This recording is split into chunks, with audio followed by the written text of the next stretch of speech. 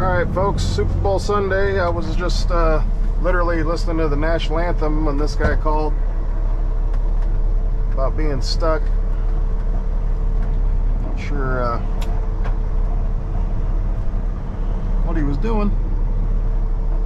He's on a road he shouldn't be on, but we'll get it taken care of. Said literally they had called and he asked about a quote, and then he said back up, hook my winch line up, and then drive forward. But he had said that he was stuck, that he would call back after I gave him the quote. And I was standing there watching the National Anthem for the Super Bowl when he but no big deal, it's part of the gig. Take care of it. Did say he's loaded. Doesn't look like it's terribly stuck. Just obviously wasn't a wise choice.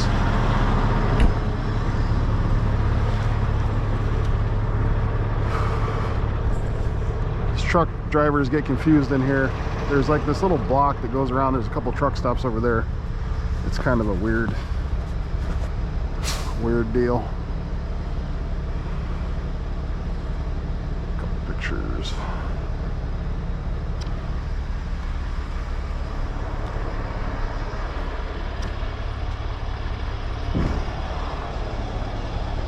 But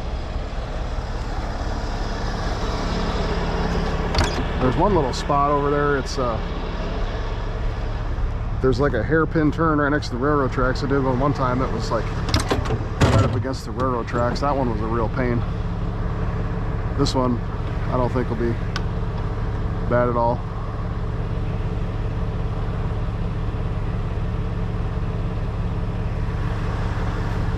So we're going to free spool our drag. We're just going to use our drag for this. Grab a chain that's slippery, don't fall on my ass.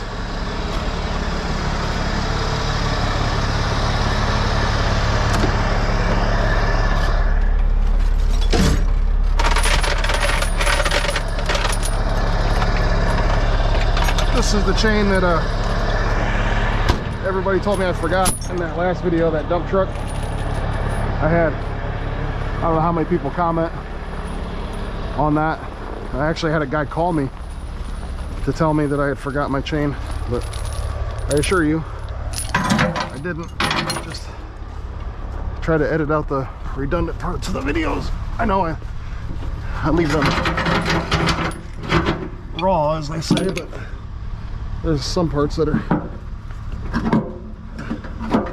just need to cut out.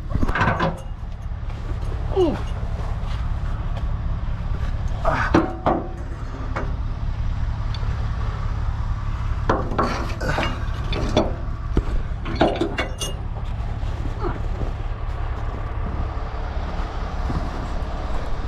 So I try to do that, like boring spots.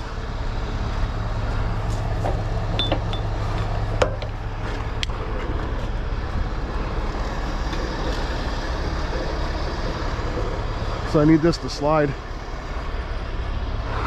So we'll probably, at first, I'll have him leave the trailer brake set so it'll slide this way.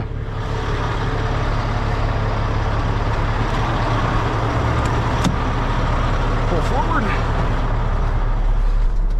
Okay, that dump truck video did really good. I was surprised by that. I haven't had a big video views wise in a while, so I appreciate that, everybody.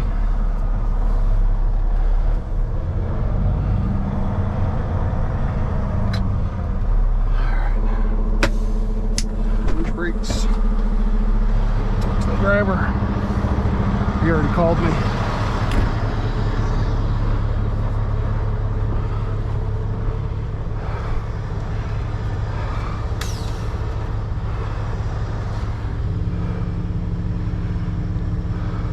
Down a little bit.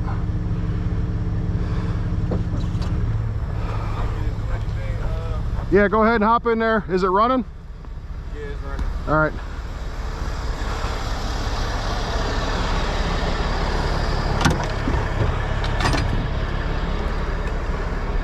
Hop in there, leave it in neutral, leave the trailer brakes set, and release the tractor brakes. Okay, release the but I'll be standing there right next to you. Open your window so you can hear me.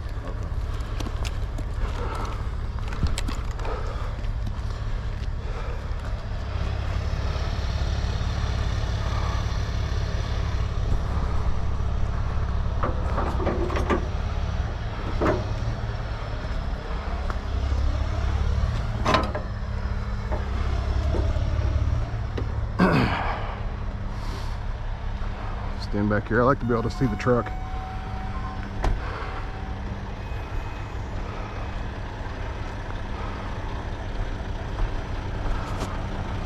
Icon transport. I need a couple pictures.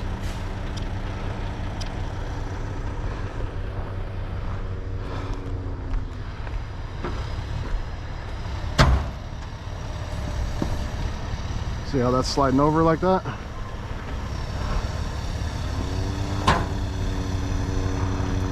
That's what we wanted. And now, once it's pretty much straight, release the trailer brakes. Release them, yep. Leave it, release everything.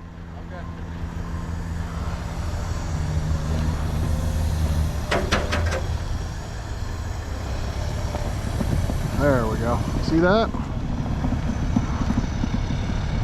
Nifty little trick, huh?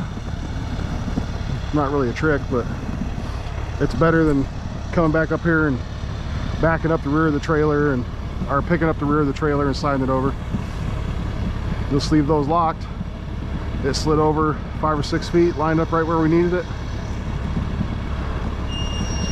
And we'll get our butts out of here and maybe catch the second half of the game.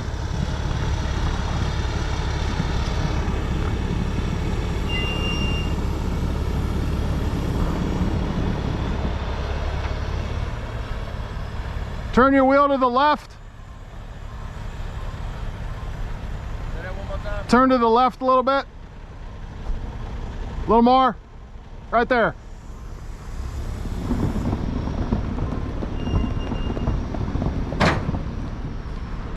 Set the trailer brakes. Need to slide a little more.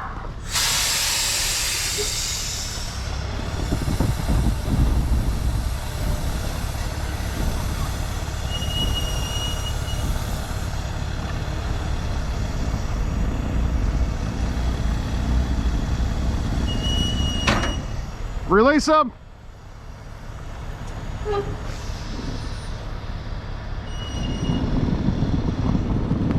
Turn to the left.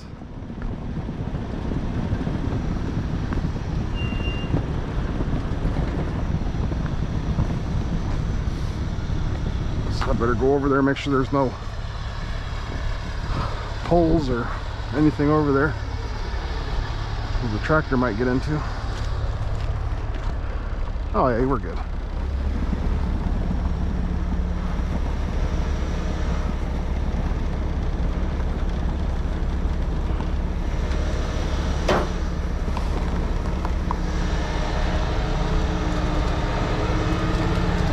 Not a problem. A little bit of a real video.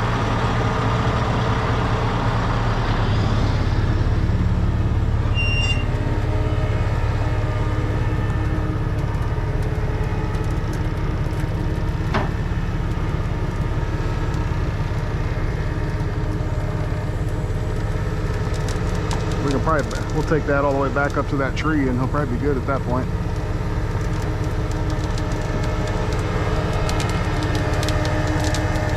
So the math behind it, folks, he's fully loaded, he said. I got a 5/8 chain on there, 3/4 inch line.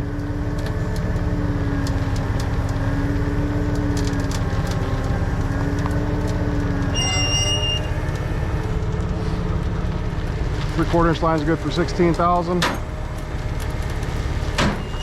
Straighten it out.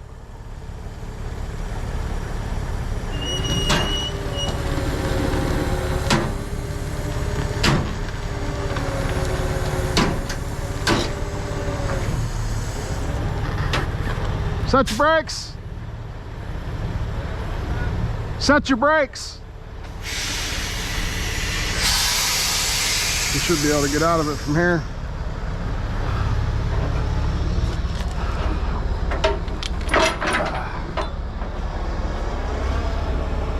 Oh yeah, we'll help him. Never trust the driver to do it because they're in an unfamiliar place. It's dark out here. They're already nervous because they already made a mistake, so we'll help them out.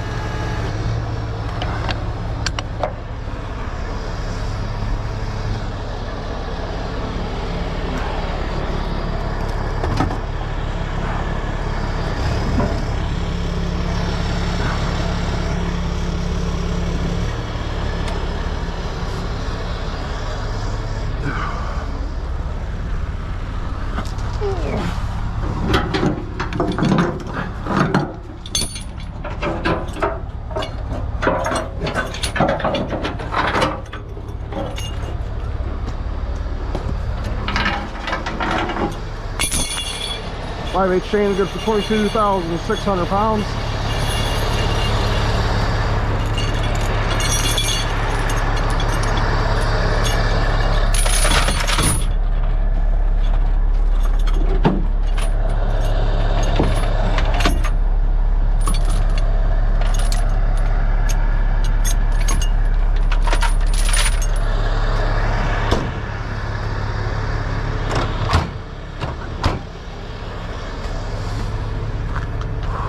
Chilly. I think it's supposed to warm up this week finally. We've been bitterly cold for a while now. I've had enough. It's good for business, but it starts to wear on you after a bit. Not complaining, just saying it wears on you. Just like I'm sure anybody's job wears on them.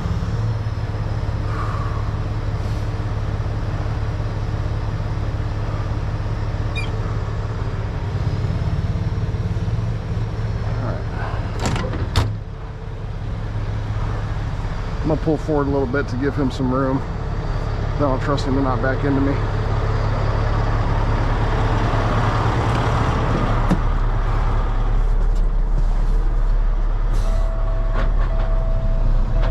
Engine brakes. PTO.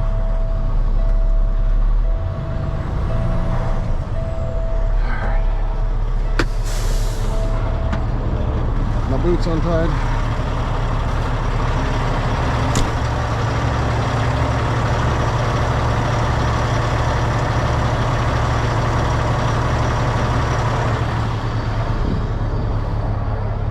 Direct him to get him fully out.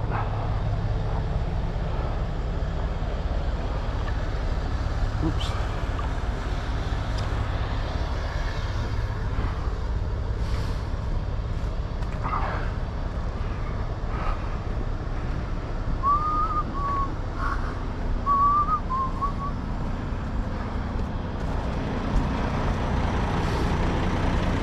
All right, crank it all the way to the right.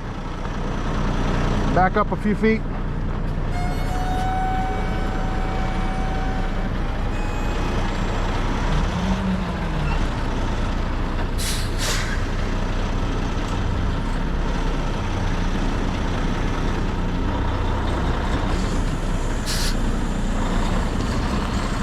A little more. All right, crank her to the left, come forward some.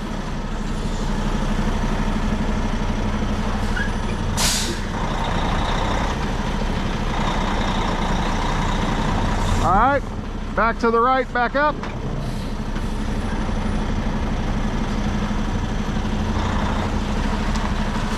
A little more. All right, straighten it out. Don't go all the way to the left, it'll just slide. Come back right there, go forward a couple feet. Left.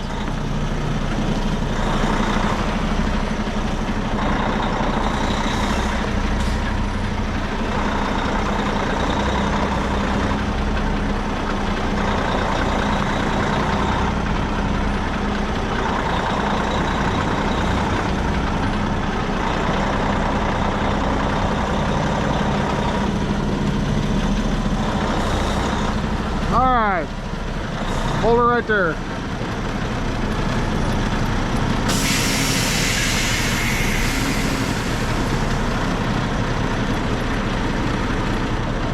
What's your boss's number? I'll just send him a payment link. Hey. All right, it's paid, you're good. So going this way, you'll be able to make that next turn is super, super tight. Yeah. So I would probably put my tandems all the way to the front if they're not, or pretty close to it. Okay, it's pretty small, but if you go right at that next one, go up and then go right again, that'll put you right where you need to be. All right, be careful.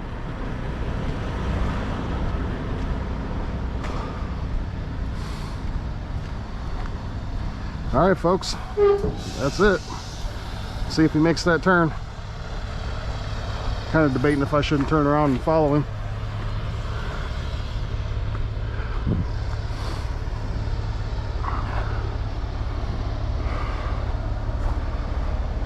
Probably end up in a pick and swing up. Pick and swing, what's the word I'm looking for? Situation.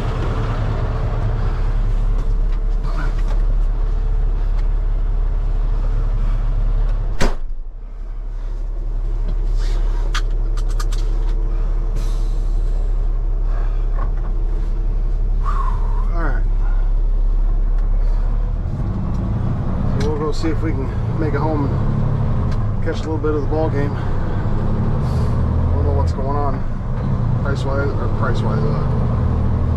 score-wise.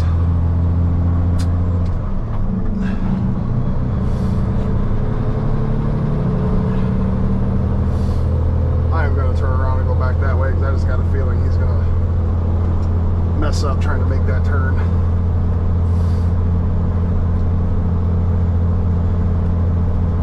I can turn around at.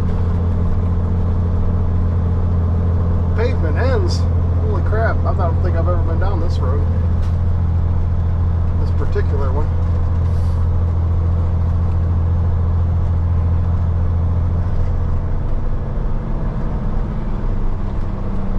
Well, it does kind of look familiar.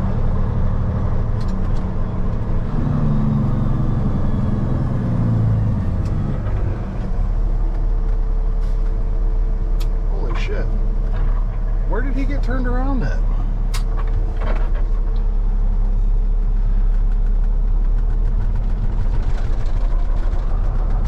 That's crazy.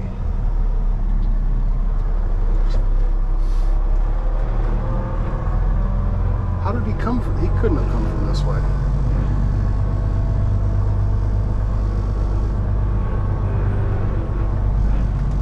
I'll have to go back to where he was to get turned around. Yeah, I don't think I've ever been down that way. It's kind of cool back here. I'm gonna have to go back to where he was, back off into that little spot he was, and get this thing jockeyed around. Any local people have been down this road? I don't think I have been. I thought it looked familiar for a second there, but it's dirt there, and it's just all the snow's piled up on that dirt. So he definitely didn't come from that way. I don't know what goes beyond that way, but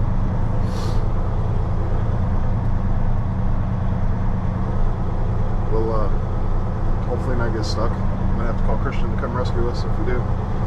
These things have flockers and stuff in them, and they're pretty heavy. So luckily the ground, I was saying it's been so cold here lately, the ground's pretty frozen. There's just still, you know, 6-8 inches of snow in some spots from that snow we got here.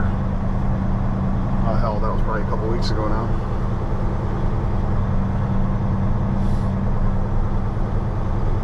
It's kind of cool back here. A little close to the highway for my liking, but I'm looking to, I want to get some property, probably up in northern Michigan. I love going up there. We go up there every year, take my boat and stuff. So, been looking at property up there because you can't find property in Ohio for less than $1 million, but I want at least 200 acres, and you can find it up in Michigan, and you know, can find 200 acres for 250 grand, 300 grand or so. So that's what I'm kind of making that a goal of mine for the next few years. See if I can make something like that happen.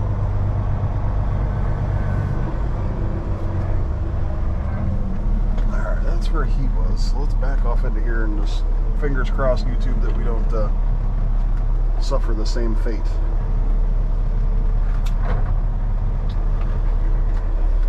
We're going to have to execute a 63-point turn. Oh, that ain't going to work with that pole being there. Shit.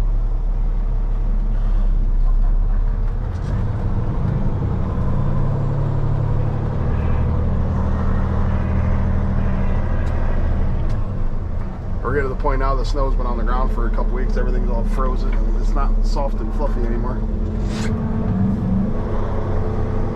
Back into the snowbank over here.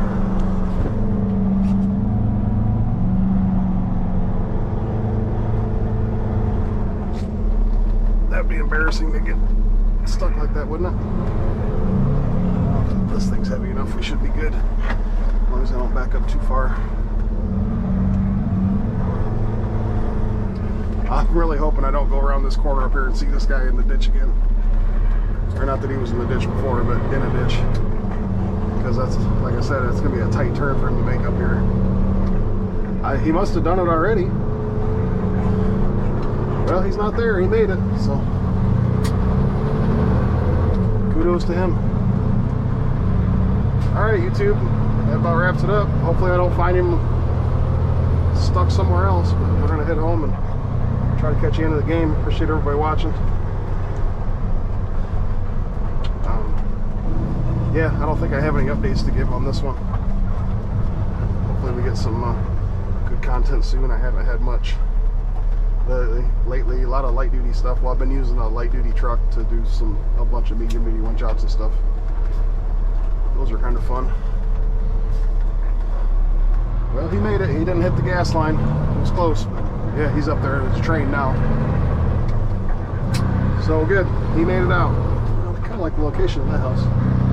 So yeah, I was saying I want to buy property. That doesn't mean I'm moving to Michigan. I just want to own property up there. I'll be working here for the rest of my days, or as long as I'm physically able to do it.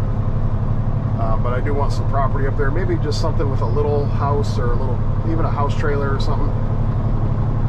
I don't know. I just want to have a decent chunk of land. I always have wanted to have a decent chunk of land, and then I had never really been north of Flint, Michigan until 2019, I think it was. I went clear up over the Mackinac and all that, and I was like, man, this is beautiful up here. And then I had seen how beautiful the water was up there, and I was like, man, I got to take my boys up here. You know, this is amazing. And we've gone. Well, I did a video on it this past year, I think 5 or 6 years in a row now. The one year we took up my boat and my Razor that I had.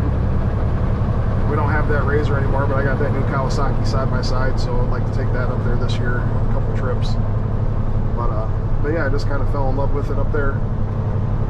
I want to find, ideally, like near Torch Lake area, where I can get there from my house in 5 hours or so, but all the big plots of land that you really see for sale are way up, and that's 8 to 10 hours from my house, and that's a little far. I want to be able to like leave on a Friday afternoon, get there at a decent time, and same thing, like come home on a Sunday. So I'll keep looking, even if I got to sacrifice. I'd love to have, like I said, 200 acres, but if I could find 80 acres with like a small house on it, or 100 acres with a small house, or a little house trailer or something, a little cottage, just something we can go stay at a few weekends a year, I think that'd be cool. And then, the kids can have it after I'm long gone. So yeah, I don't even know how I started talking about that, but that's just something I think about,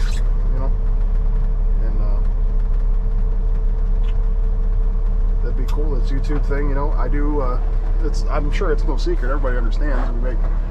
I'm blessed enough to have subscribers and viewers and all that I do make money off of this. That I greatly appreciate. I use the money to do different things. Paid for the advertising for when I came to Flag City for the first year or so.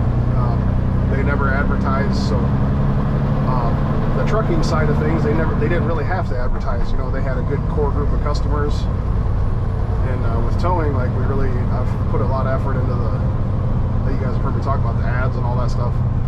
So I was using some of my YouTube money to pay for the ads just to show, because I wanted to be able to show the boss, you know, this is what it's doing, and it felt like an investment for me, you know, and it's worked out pretty good. And I'm very, very, very thankful to, you know, to have a little bit extra money come in from people being entertained from watching us do our job. So it's crazy to me sometimes, but I'm incredibly thankful for it. So it's not like life-changing money or anything. I'm sure some of these guys that do the recovery stuff, you know, they're getting 2, 3, 4, 5 million views a month. That's a lot of money, you know, depending on, there's a lot of variables there, but it does help some stuff. So I am incredibly thankful for it, and I am very aware that it can go away at any time. So anyways, appreciate everybody watching. I'm gonna head back to the shop. Did a few light duty calls this weekend, winch outs and stuff. I should have, you know what, here, let me rant for a second. I should have had my camera there Friday night.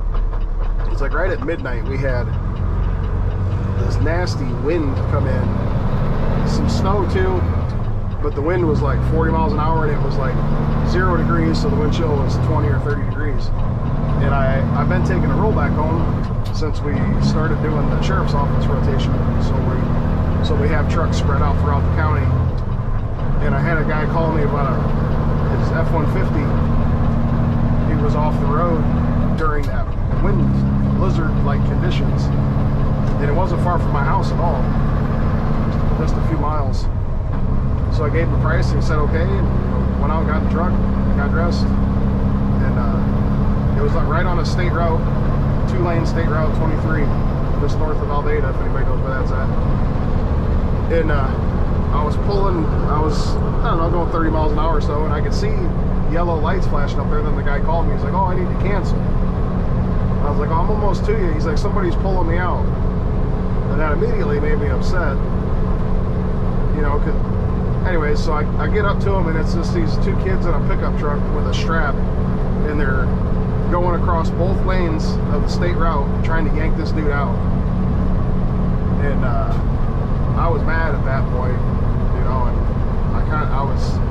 I was not nice to the guy. I apologized afterwards because I was upset, you know. It's